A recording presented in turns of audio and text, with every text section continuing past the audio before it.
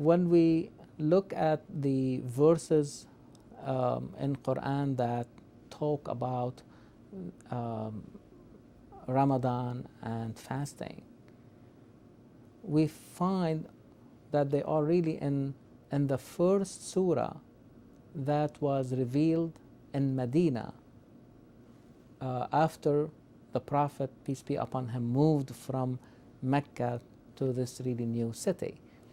And there he started really building a new community. In fact, this migration from Mecca to Medina is really the beginning or the inauguration of the new community.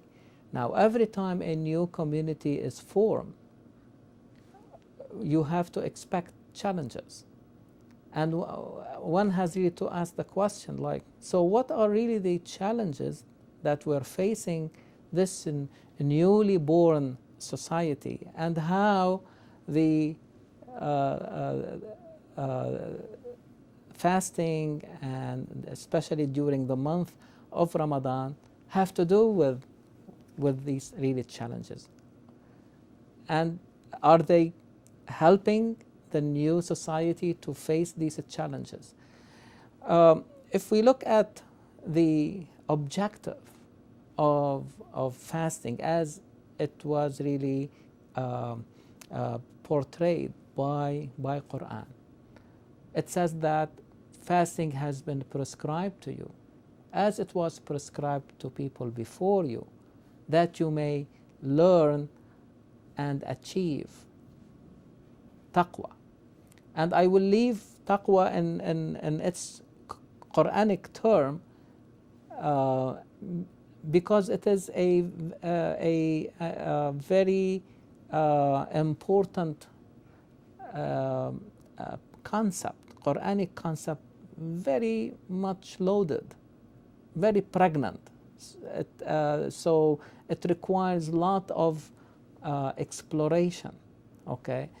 But it may be helpful to know that the linguistic origin, if you like, of this concept is really from the word ittaqa, which really means to protect against or to avoid something.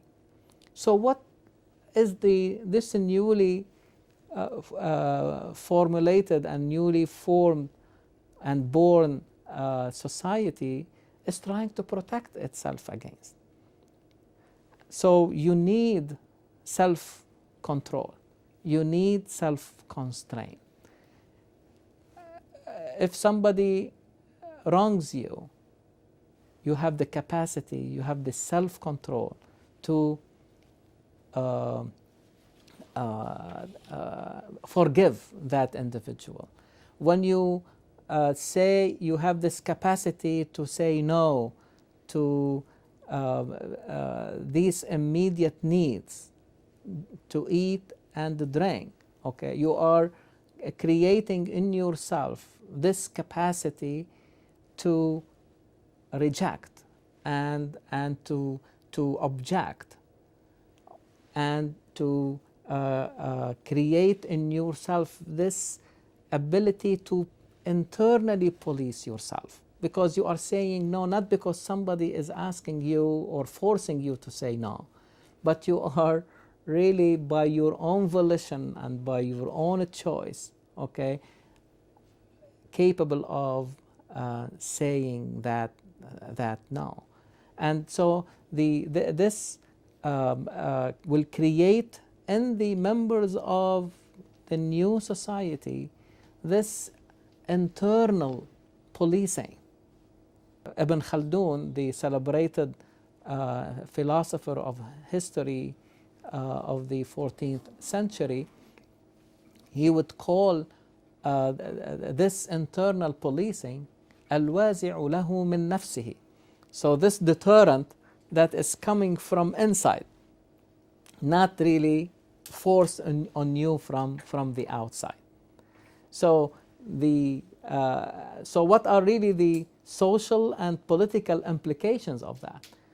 The stronger this internal policing is, the less there will be need for an external policing.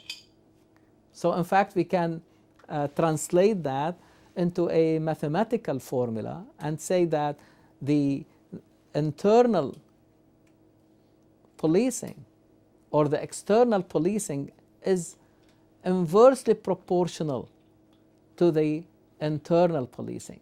In other words, the stronger the internal policing, there will be less need for external policing too, because you need, okay, to bring any society into order, okay? But now you are able to get to order from inside rather than by exerting forces from outside and writing more laws into the books, but it is really coming from inside them.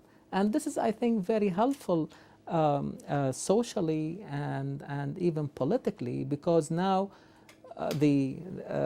all the energy will not be channeled into this external policing, but it will be channeled into taking care of the other social affairs of the society. So there is strong connection between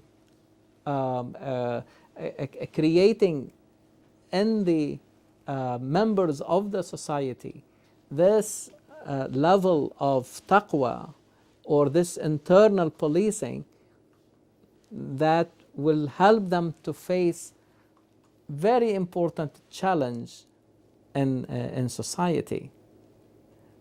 And you are doing it with the minimum of a price, if you like, okay, because everything is coming really from inside.